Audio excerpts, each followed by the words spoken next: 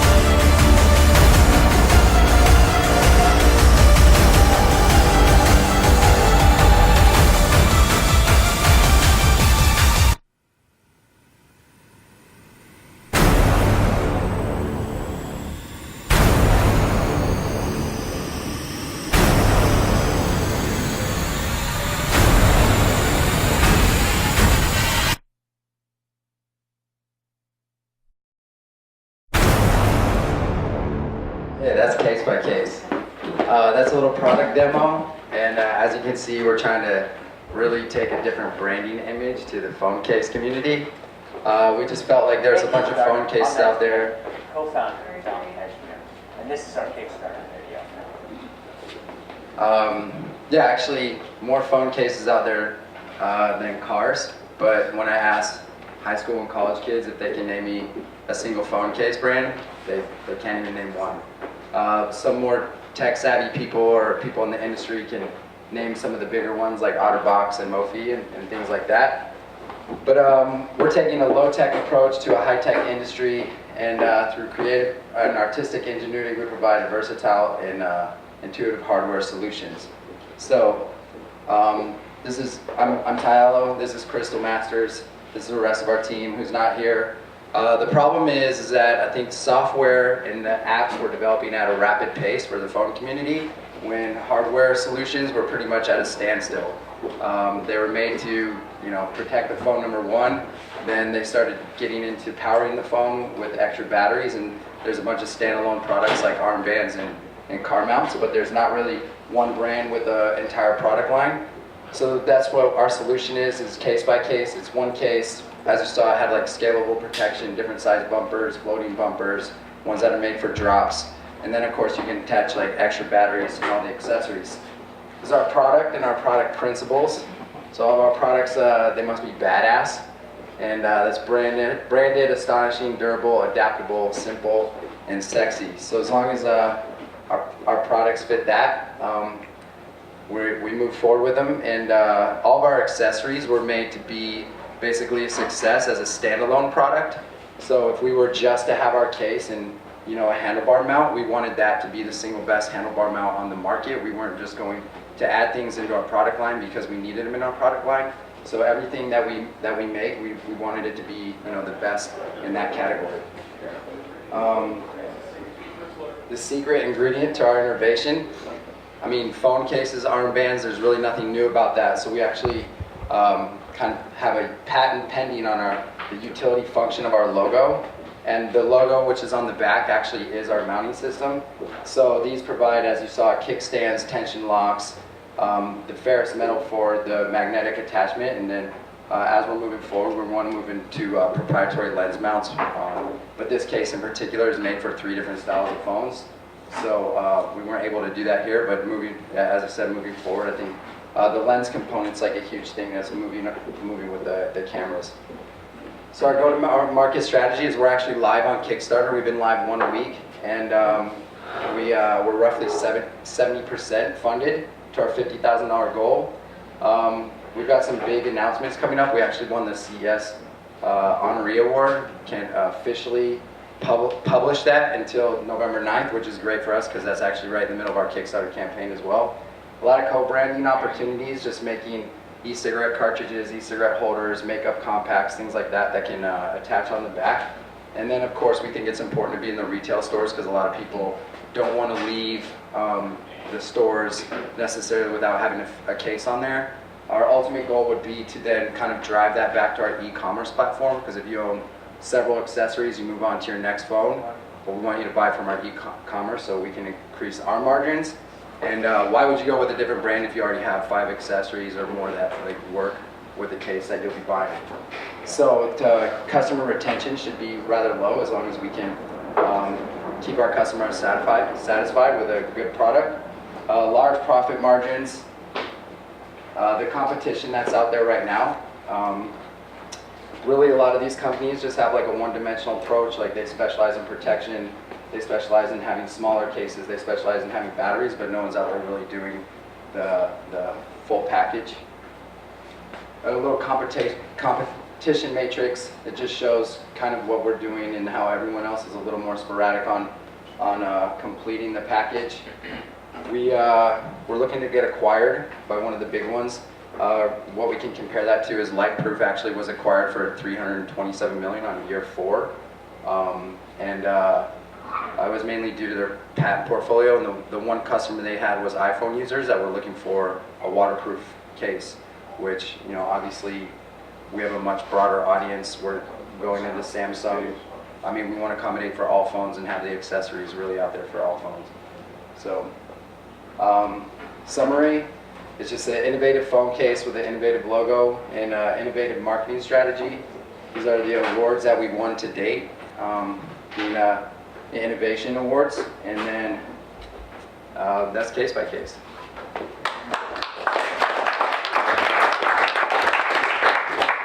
So now how it works is, any questions, anything you guys have about the product? Just one thing we ask is repeat the question. That way everyone can hear it. Okay. Cool. Yes. I've been coming to these for almost a year now. This is the most professional presentation I've ever seen of a new product concept line.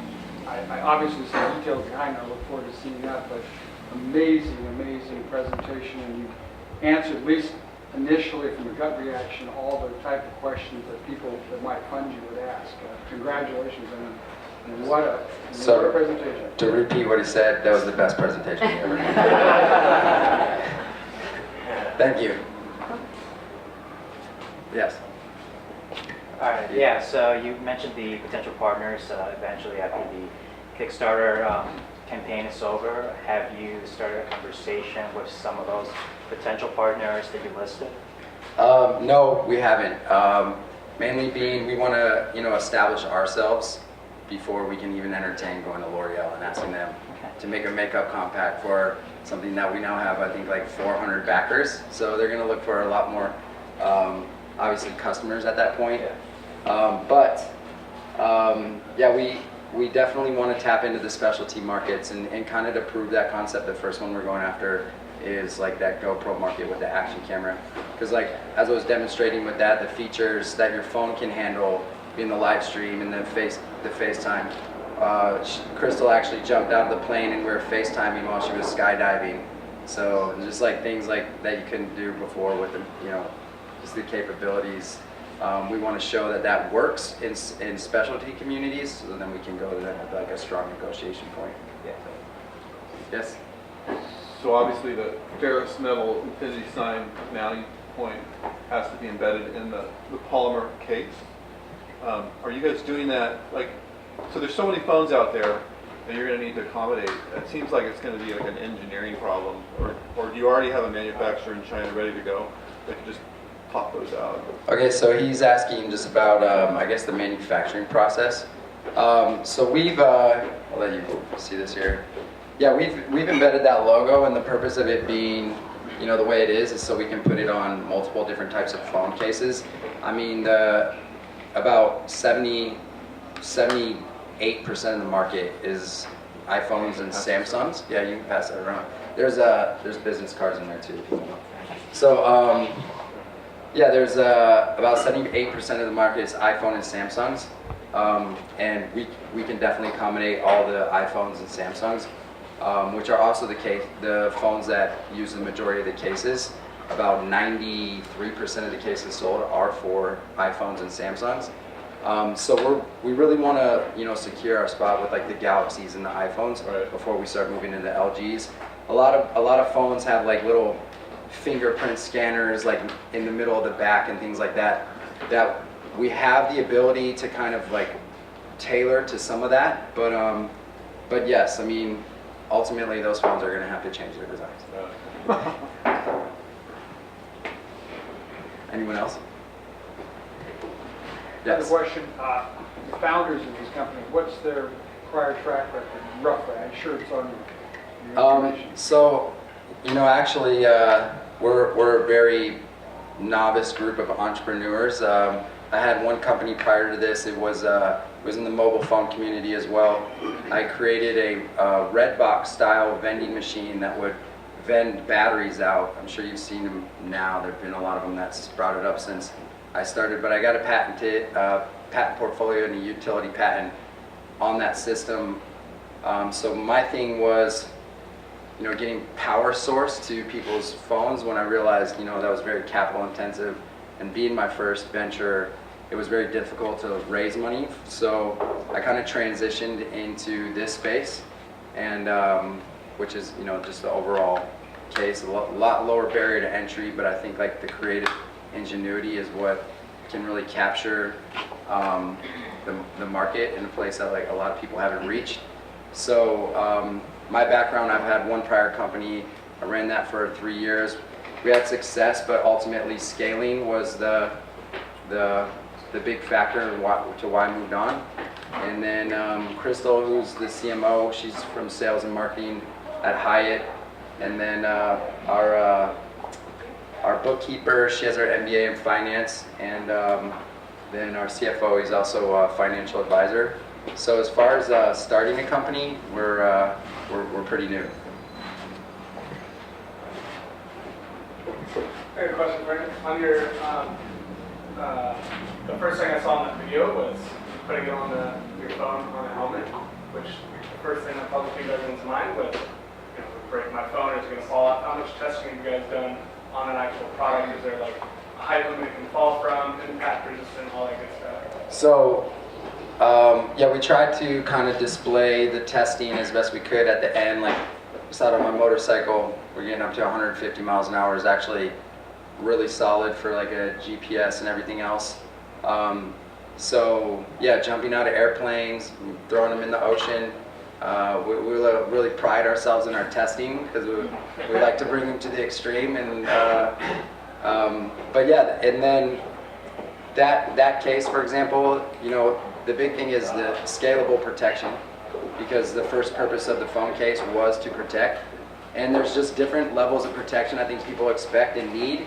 And the very minimum being just scratches and dents and, you know, daily protection, but a lot of people want just a slim case that they can fit in their pocket. So that's what we have at the most minimalist design, but still incorporate like our functional logo on the back. And then you can start adding slim bumpers if you need, you know, which is tested up to like a 9-foot drop. So if you're just a little more clumsy with your phone, you can add stuff like that. And then of course, like you saw that buoyant bumper, which is tested up to a 30-foot drop and floats. So it has like different levels based off of what you need. And then of course, like that buoyant bumper, I mean, it adds a good half-inch to your phone on either side. So it's like something on an average daily basis you wouldn't want to carry around.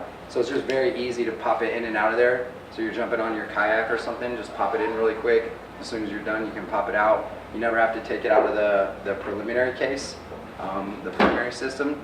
And then, yeah, it's just made, you know, to, you know, fit not just your phone, but your lifestyle and your activity for the day. Have one over here? I'm going to do a series of rapid fire, okay? Okay.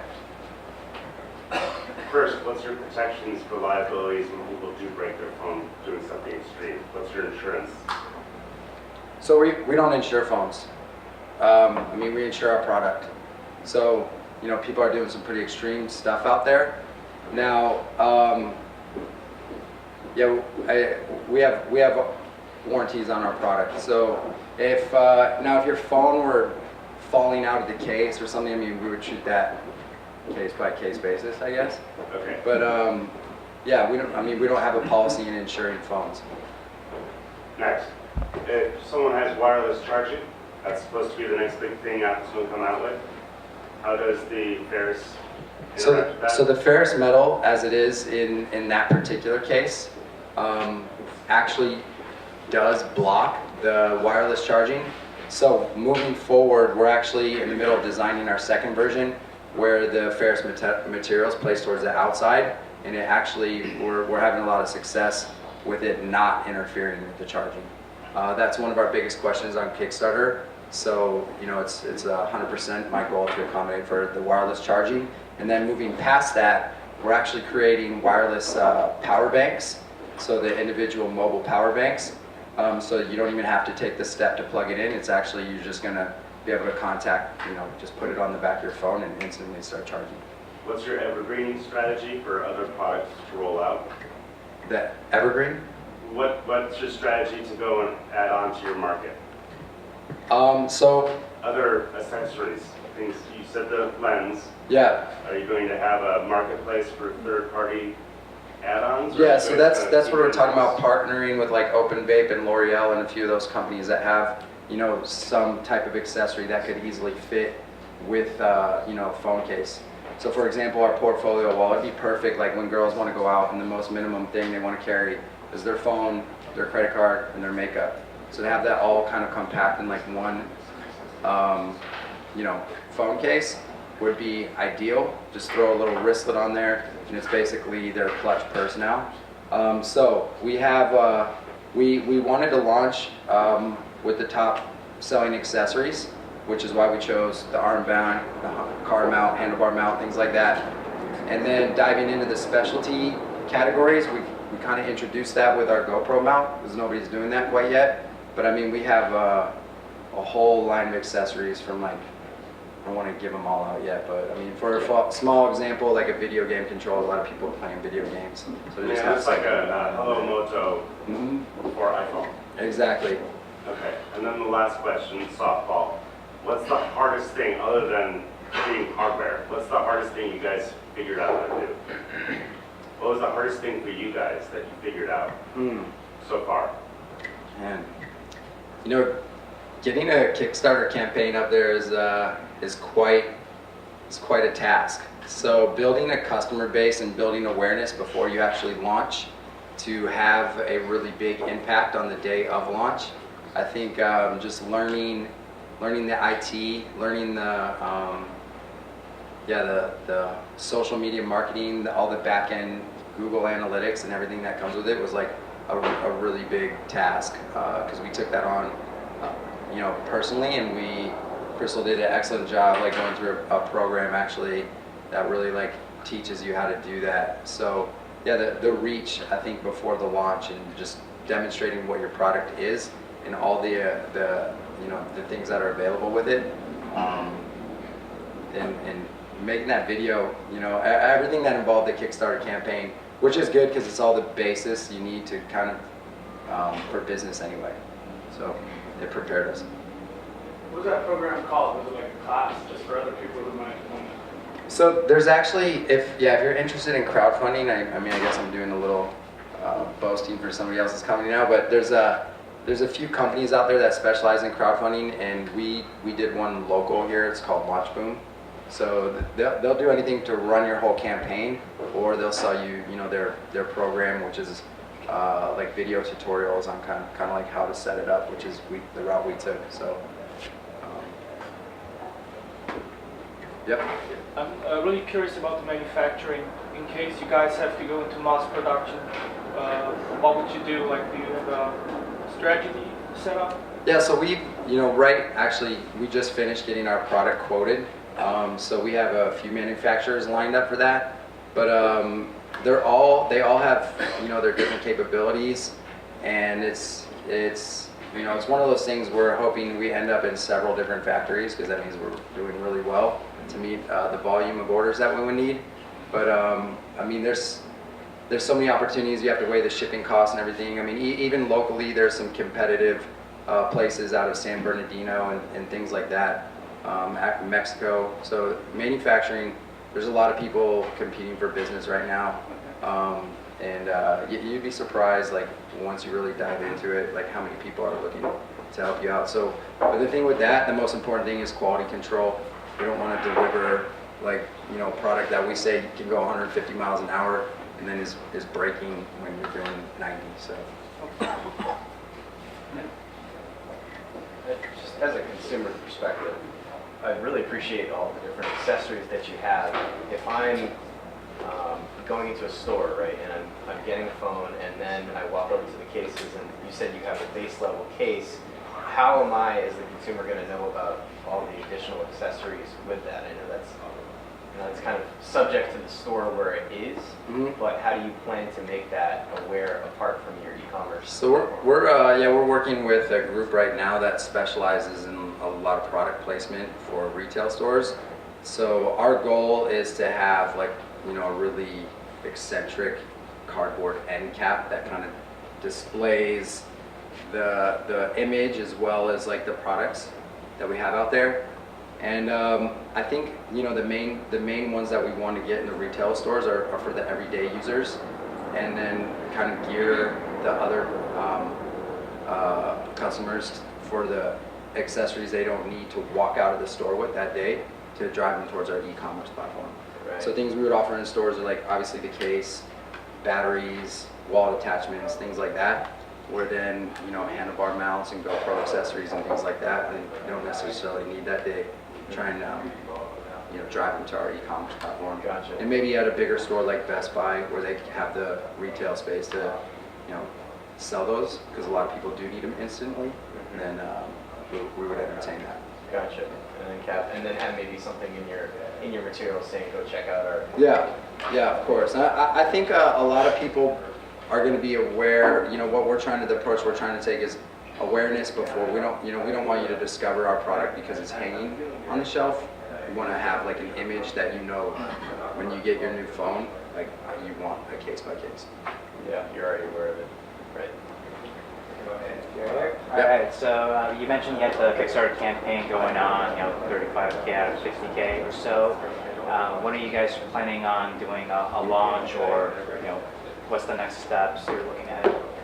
So for crowdfunding, there's like a whole world and community involved with it. There's almost like steps that you take.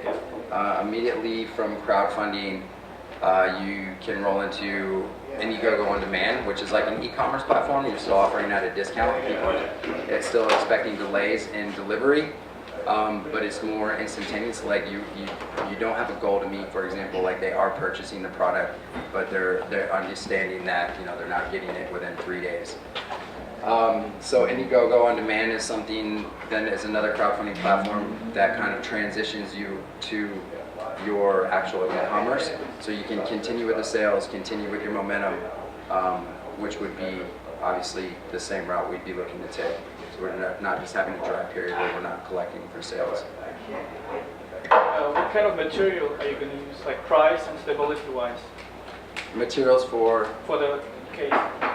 Yeah, no, it all depends, like which, accessory I guess you're talking about. For the case itself, TPU and polyurethane, sorry, I might be messing that up, plastic for the actual shell, and then we're probably going to stamp the rings we have a couple metals and like maybe like a zinc die cast or something like that. So the materials just depend, and then going for, yeah, that's our Kickstarter campaign right now. So 388 backers at almost 35,000. Our goal is 50,000 to raise. And we've been live a week and have 5 weeks left. So you can find us on Kickstarter. But yeah, to finish that, it just depends. I mean, like our floating bumper is, you know, the hard shells of TPU, and then like a rubber lining for soft touch and absorption, the shock and everything. And did you guys look into 3D printing? Like, would that be something?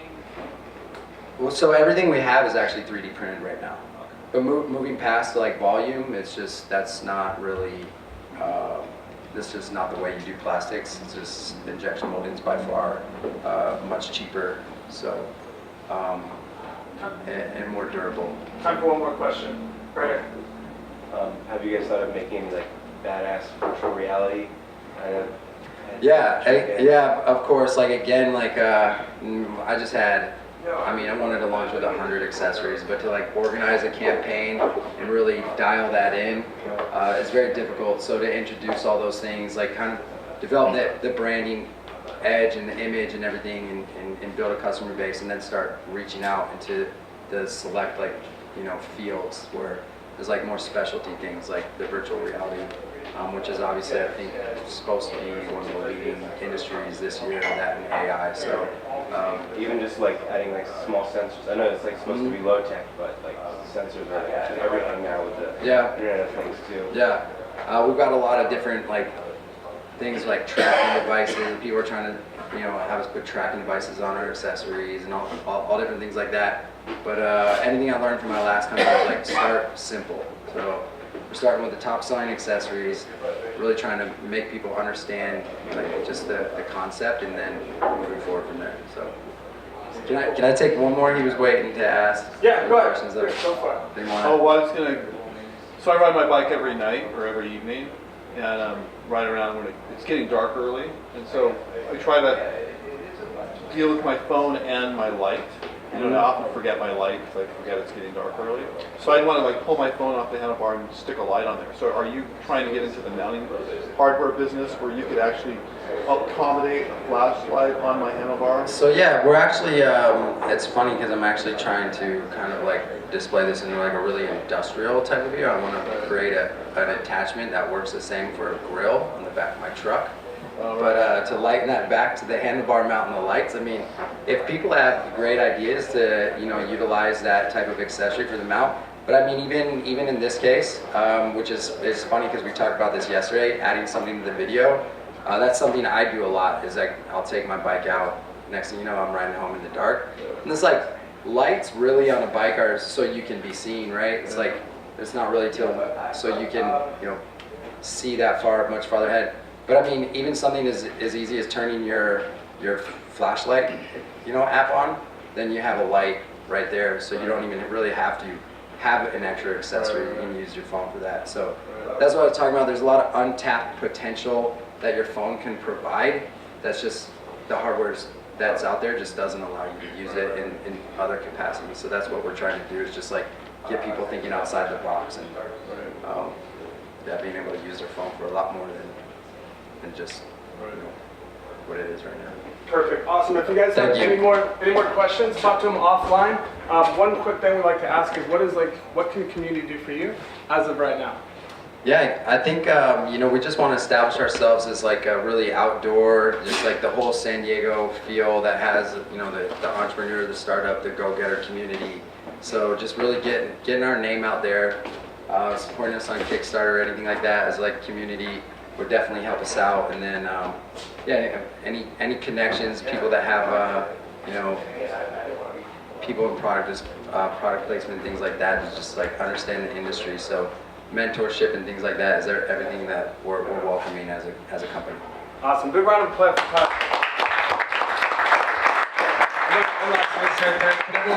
Everyone give me a drum real quick. Drum roll.